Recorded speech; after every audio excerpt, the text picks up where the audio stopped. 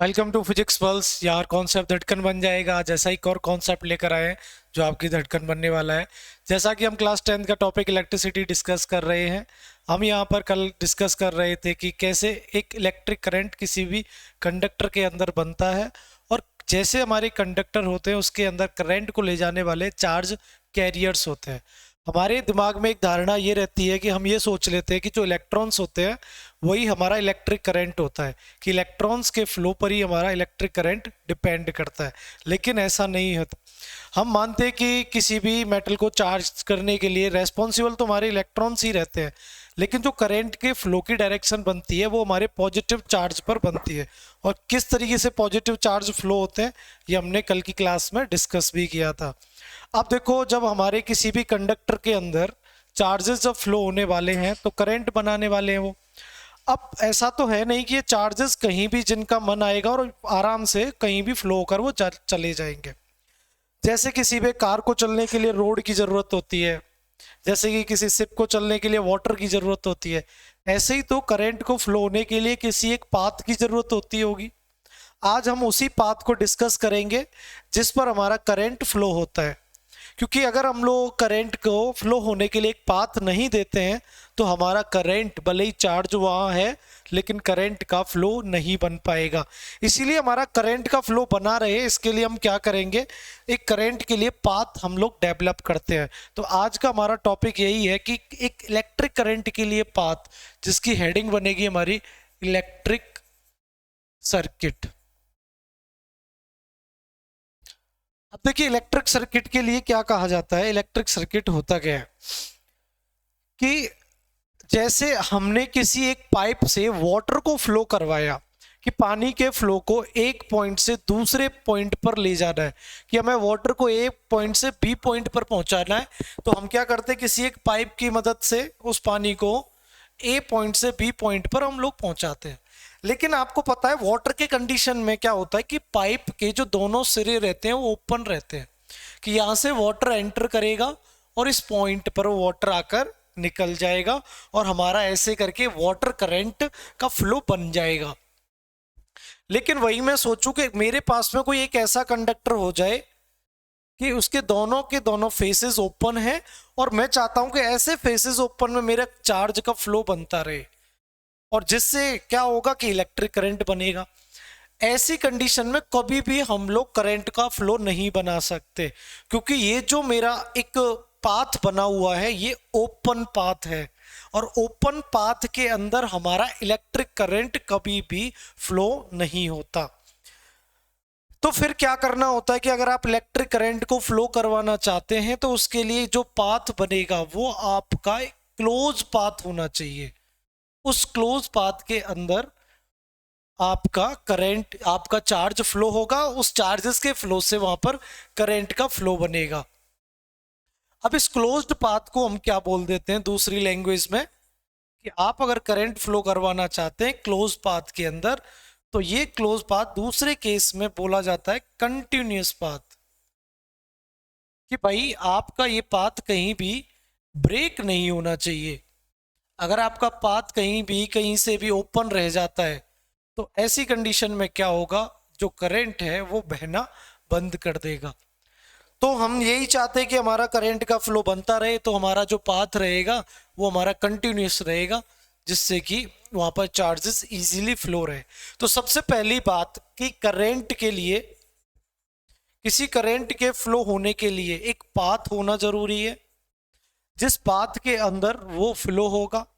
और पाथ जो होगा वो कैसा होगा, कंटिन्यूस पाथ होगा। और ये जो कंटिन्यूस पाथ है हम इसी को क्या बोलेंगे, एक इलेक्ट्रिक सर्किट। मींस ये जो इलेक्ट्रिक सर्किट बोला जा रहा है इसका कारण ये है कि यहाँ इस पाथ में हमारे फ्लो होने वाले हैं चार्जेस। इस पूरे पाथ के अंदर जो हमारे फ्लो रहेंगे वो हमारे रहेंगे चार्जेस।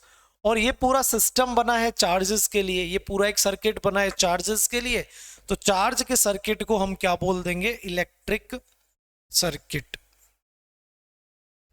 तो नॉर्मल सी लैंग्वेज में हम ये कह सकते हैं कि द क्लोज पाथ और continuous path in which current flow is known as electric circuit. अब देखिए इसके अंदर रहता क्या है कि मेरे इस सर्किट के अंदर अब क्या है कि इलेक्ट्रॉन्स फ्लो रहेंगे। अब इलेक्ट्रॉन्स का फ्लो मैं मार्क कर लेता हूं कि मेरा इस पॉइंट से इलेक्ट्रॉन्स मेरे फ्लो होकर जा रहे हैं। जब वो इस पॉइंट से फ्लो होना उन्होंने स्टार्ट किया और फ्लो होने के बाद जब वो इसी पॉइंट पर आ जाएंगे तब इसके अंदर करंट बनेगा। अगर यहाँ से कोई इलेक्ट्रॉन चलता है और वो बीच में ही कहीं रुक जाता है, भले ही मैंने करंट को थोड़ा सा इस पाथ के अंदर चलाया लेकिन वो फिर से अपने पाथ को कंटिन्यू नहीं कर पाया, तो इस सर्किट के अंदर करंट डेवलप नहीं होगा। कि मान के मैंने यहाँ से कोई फोर्स अप्लाई करके इस इलेक्ट्रॉन को भेजा और इलेक्ट्रॉन मेरा यहाँ तक गया, आगे क्या होता है कि सर्किट ब्रेक हो रखा है, तो ऐसे में अब इसके अंदर करंट देखने को नहीं मिलेगा। अब जब इलेक्ट्रॉन किसी सर्किट के अंदर फ्लो होते हैं, जब इलेक्ट्रॉन किसी सर्किट के अंदर फ्लो होते हैं तो कंडीशन क्या ऐसी हो सकती है कि वो सर्किट को छोड़कर बाहर की तरफ आ जाए। जैसे कि अगर इलेक्ट्रॉन यहां से फ्लो होते हुए जा रहे हैं तो क्या वो इधर से निकलकर बाहर आने की कोशिश करेंगे? क्या इलेक्ट्रिक सर्किट के अंदर ऐसी कोई प्रॉपर्टी देखी जाती है कि मान लेते हैं कि कोई एक इलेक्ट्रॉन क्या करता है, इस पाथ को छोड़कर बाहर आ जाता है। अगर कोई इलेक्ट्रॉन इस पाथ को छोड़कर बाहर आ जाता है तो इसका रीजन क्या है कि उसने इस एटम को छोड़कर वो बाहर आ गया। इसका मतलब जिस एटम से वो निकला है वो एटम कैसे नेचर का हो गया? पॉजिटिव, क्योंकि इस जगह पर डिफिशियंसी ऑफ इलेक्ट्रॉन हो गई। यहां से अगर कोई इलेक्ट्रॉन बाहर निकल गया, जैसे ही ये पॉजिटिव होता है वो नेगेटिव होता है, तो ये पॉजिटिव चार्ज क्या करता है, इसको फिर से अपनी तरफ खींच लेता है। इसका मतलब जो निकलने की कोशिश करने वाला है इलेक्ट्रॉन, वो फिर से उस इलेक्ट्रॉन को अपनी ही ऑर्बिट में फिर से खींच लेता है और इलेक्ट्रॉन बेचारे इसी जगह पर रुक जाते हैं, तो वो अपने सर्किट को छोड़कर बाहर नहीं भागते हैं। अब दूसरी कंडीशन में हमसे ये पूछा गया कि देखो यहाँ पर इलेक्ट्रॉन्स का फ्लो हो रहा है, ठीक है, बहुत अच्छे तरीके से कि पूरे सर्किट में हमारे इलेक्ट्रॉन्स के फ्लो हो रहे हैं। जब इलेक्ट्रॉन का फ्लो हो रहा है इस सर्किट के अंदर कि यहां से कोई चार्जेस फ्लो होकर गए, इलेक्ट्रॉन फ्लो होकर गए, तो क्या ये वाला जो पॉइंट है वो पॉजिटिव बन जाएगा? सर्किट के अंदर जो इलेक्ट्रॉन्स का फ्लो बन रहा है, क्या वो फ्लो के बाद में जैसे इस जगह से इलेक्ट्रॉन निकल के बाहर आए तो ये वाला पॉइंट पॉजिटिव बन जाएगा? नहीं, ऐसा नहीं होता। अगर ये पॉजिटिव बन जाएगा तो इसका मतलब ये होगा कि हमारे इलेक्ट्रिक सर्किट के अंदर फिर तो इलेक्ट्रिक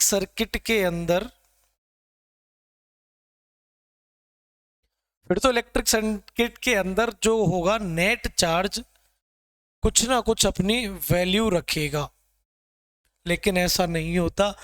किसी भी इलेक्ट्रिक सर्किट के अंदर जब हम नेट चार्ज की बात करते हैं तो वो नेट चार्ज हर एक इलेक्ट्रिक सर्किट के अंदर जीरो होता है। Net charge zero in electric circuit. जैसे कि अब इलेक्ट्रॉन यहां से निकल के बाहर आए तो ये पॉइंट मानते हैं कि एटम पॉजिटिव बनता है, तो ये इलेक्ट्रॉन फ्लो होता हुआ फिर से इधर ही तो आएगा। लेकिन ये इलेक्ट्रॉन जब निकल कर जा रहा है तो ऐसा नहीं है कि ये ही पहुंचेगा तब जाकर ये फिर से अपने जो छोड़े हुए इलेक्ट्रॉन को वापस ले लेगा और न्यूट्रल बन जाएगा। नहीं, बहुत सारे इस सर्किट के अंदर फ्री इलेक्ट्रॉन्स हैं। इसके फ्री इलेक्ट्रॉन्स वो क्या करते हैं, मूव होना शुरू करते हैं, तो यहाँ के जो इलेक्ट्रॉन्स होंगे वो तेजी से आगे की तरफ बढ़ेंगे, तो इलेक्ट्रॉन जो यहाँ के हैं वो इस जगह पर आ जाएंगे। जैसे इस पॉइंट पर आए तो पॉजिटिव को नेगेटिव मिला तो ये वाला पॉइंट फिर से क्या हो जाएगा, न्यूट्रल। मींस ऐसा कहा जाता है कि एक तरफ से जैसे चार्जेस इसके अंदर जा रहे हैं, मान लेते हैं हम यहां से चार्जेस का फ्लो अंदर हो रहा है, उतने ही चार्जेस यहां से बाहर निकल कर आ रहे हैं। मींस नंबर ऑफ चार्जेस इसके अंदर जो पहले थे वही बाद में है। तो जो हम एक्स्ट्रा चार्जेस इसको दे रहे हैं एक पॉइंट से, वो दूसरे पॉइंट से निकलकर बाहर भी तो आ रहे हैं, जिससे क्या हो रहा है कि नेट चार्ज यहाँ पर जीरो बन जाता है, क्योंकि चार्ज के अंदर किसी भी प्रकार का इम्बैलेंस देखने को नहीं मिल रहा। अब हमने एक तो ये बात कर ली कि यार कि करंट को फ्लो होने के लिए एक पाथ चाहिए, और जो पाथ होगा वो क्लोज्ड पाथ या फिर कंटिन्यूस पाथ होगा। अब क्लोज पाथ और कंटिन्यूस पाथ की कहानी कैसे, एक ये कि जैसे कि मेरे पास में ये क्लोज पाथ है या फिर ये कंटिन्यूस पाथ है, तो इस कंटिन्यूस पाथ को मैंने बोलना शुरू कर दिया कि अगर यहाँ पर इलेक्ट्रॉन्स या चार्जेस फ्लो हो रहे हैं तो ये जो पाथ है वो बन चुका है इलेक्ट्रिक सर्किट। अब इलेक्ट्रिक सर्किट क्या होगा, दो टाइप का होगा, एक ओपन और एक रहेगा हमारा क्लोज सर्किट।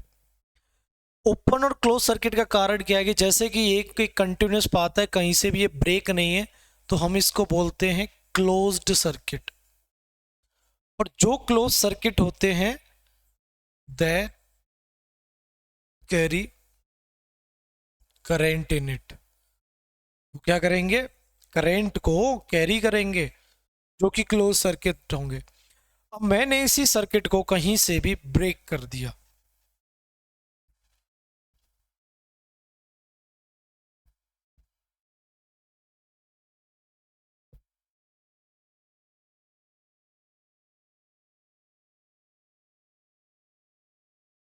मैंने क्या किया, इस सर्किट को,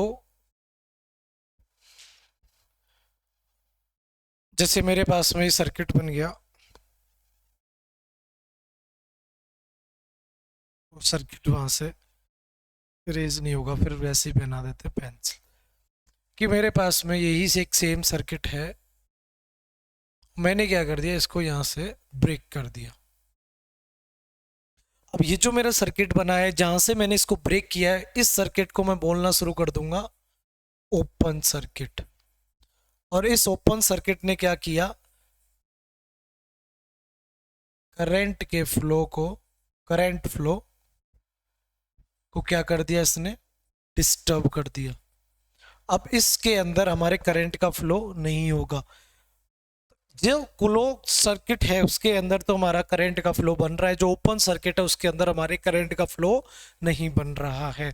अब इसको क्लोज करना और क्लोज करना और ओपन करना इस तरीके से थोड़ी है कि हमने इसको रेज कर दिया तो ये ओपन हो गया और इसको फिर से बना दिया तो क्लोज हो गया। तो हम इसको ओपन और क्लोज करने के लिए एक वस्तु का इस्तेमाल करते हैं जो हमारी कहलाती है स्विच।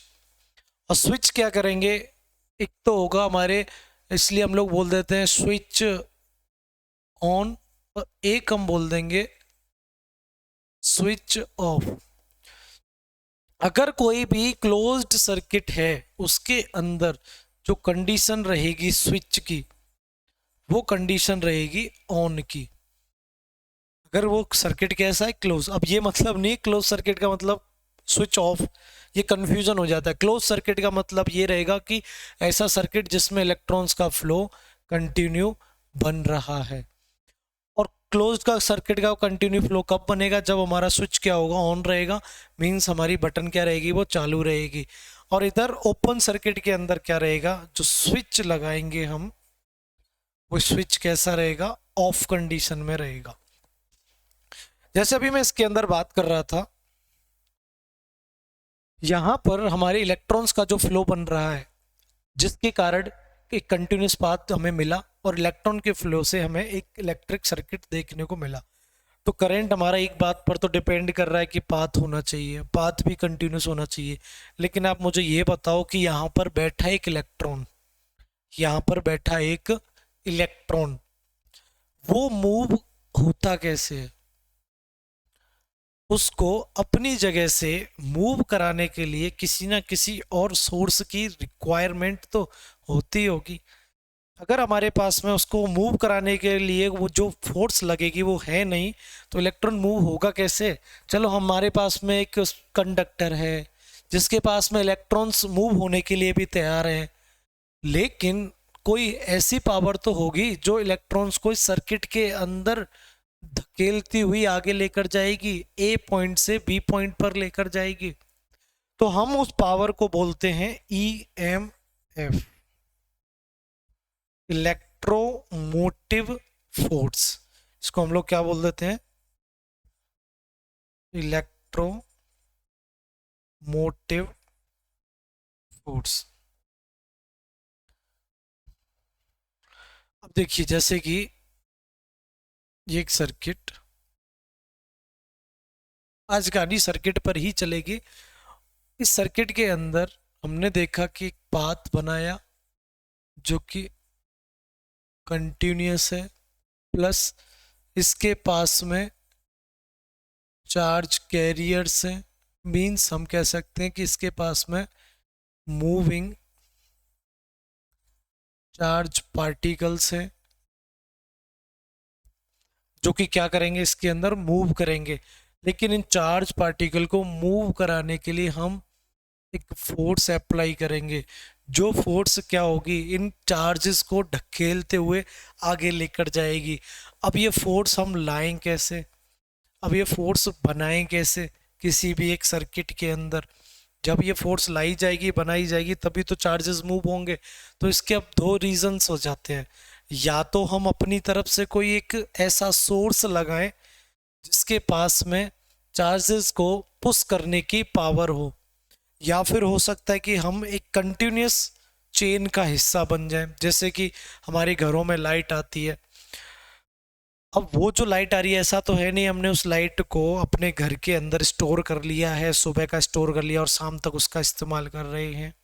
वो जो हमारी लाइट आ रही है वो कहाँ से आ रही है? थर्मल पावर प्लांट से आ रही है, वहाँ से। अब दूसरा कंडीशन क्या होगी कि हमारे पास में इलेक्ट्रिसिटी को स्टोर करने के लिए सोर्सेज भी होते हैं। जैसे कि हमारे पास में एक सेल होता है। अब जो सेल होता है ये काम क्या करता है?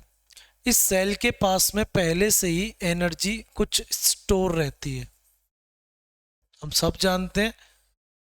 इसके अंदर एनर्जी क्या रहती है? स्टोर रहती है।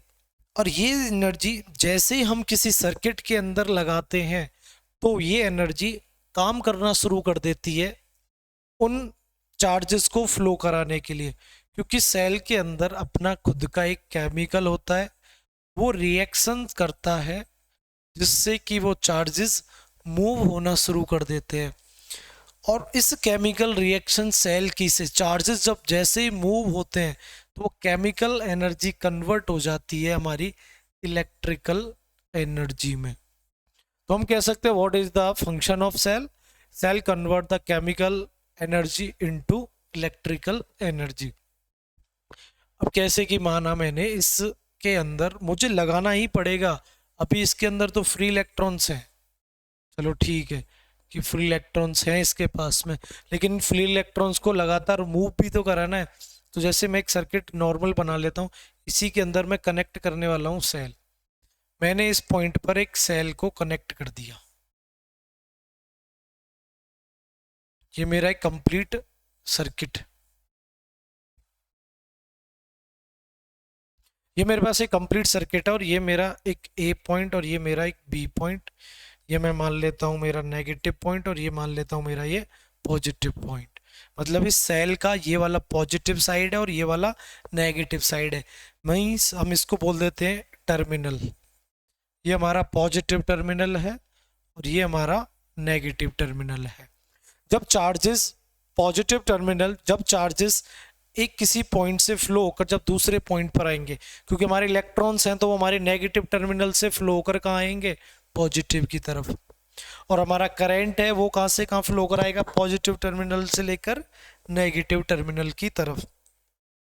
अब जैसे कि यहाँ पर क्या होता है कि चार्जेस फ्लो होने लगे, यहाँ से चार्जेस गए आगे, हमारे चार्जेस फ्लो के इस पॉइंट पर आ गए। अब इसके अंदर क्या होगा? ये इलेक्ट्रॉन यहाँ आएंगे और आने के बाद में इसके सेल के अंदर वो एंटर करेंगे। बाहर की कंडीशन में ये देखा जाए कि हमारे इलेक्ट्रॉन्स जो फ्लो हो रहे हैं वो पॉजिटिव टू नेगेटिव या नेगेटिव टू पॉजिटिव, हमारे इलेक्ट्रॉन फ्लो होते हैं नेगेटिव टू पॉजिटिव। जैसे हमारे चार्जेस फ्लो होते हुए आए, हमारा करंट फ्लो होते हुए आया पॉजिटिव टू नेगेटिव। यहाँ पर जो हमारा करंट फ्लो करा रहा है वो, चलो ई की जगह हम लोग आई मान लेते हैं कि करंट है।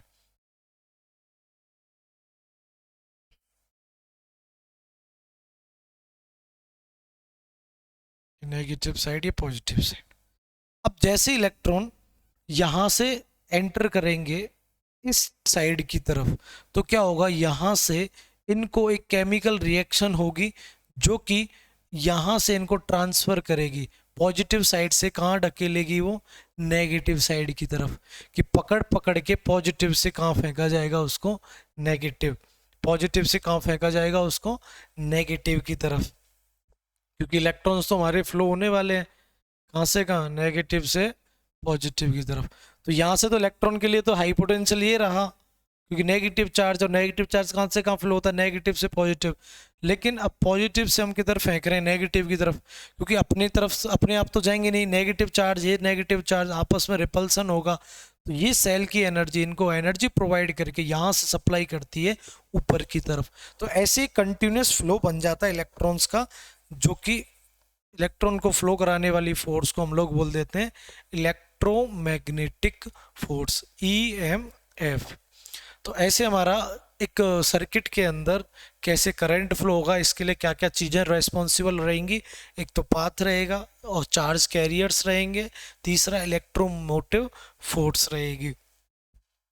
अब मैं ये बात बता रहा था, जैसे कि मेरे पास में कोई सर्किट है, ये बात हमेशा याद रखनी है कि कोई भी हमारे पास में एक सर्किट हो, इस सर्किट के अंदर, क्लोज सर्किट के अंदर जो हमारे नेट चार्ज होता है वो हमेशा हमारा जीरो माना जाता है। किसी भी हमारे सर्किट के अंदर जो नेट चार्ज होता है वो जीरो माना जाता है। हाँ, उसके अंदर चार्जेस का फ्लो बन रहा है, वो बात ठीक है, लेकिन जब हम नेट चार्ज की बात करते हैं तो नेट चार्ज हमारा सर्किट के अंदर क्या रहेगा, जीरो रहता है। ये पॉजिटिव, ये टर्मिनल हमारा नेगेटिव।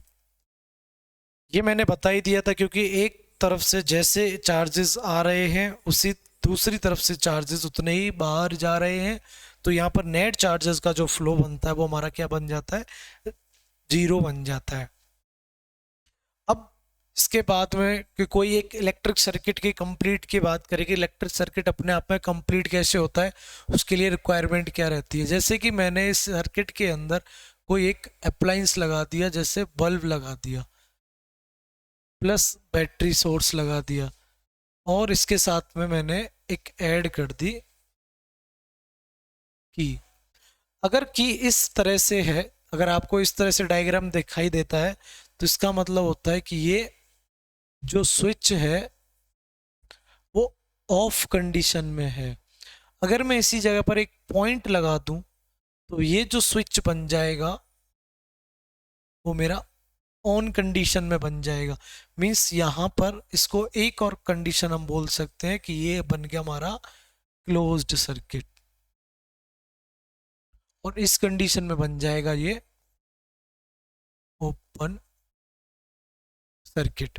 अब कभी कभी सर्किट में हम एक और चीज ऐड कर देते हैं, जैसे मैंने ये लगा दी। हम इस सिंबल को क्लासिफाई करते हैं रेजिस्टेंस के नाम से। एक रियोस्टेंट भी लगा देते हैं, जिसमें हम अपने सर्किट के अंदर जब चाहे तब करंट को क्या कर सकते हैं, बैलेंस कर सकते हैं, या करंट के फ्लो को हम एडजस्ट कर सकते हैं कि हमें ज़्यादा करंट की रिक्वायरमेंट है हमारे सर्किट में या फिर हमें कम करंट की रिक्वायरमेंट है। तो हम रियोस्टेंट की मदद से हम वेरिएबल करंट को अपने सर्किट में अप्लाई कर सकते हैं। तो ये हमारा था आज का लेक्चर इलेक्ट्रिक सर्किट के ऊपर।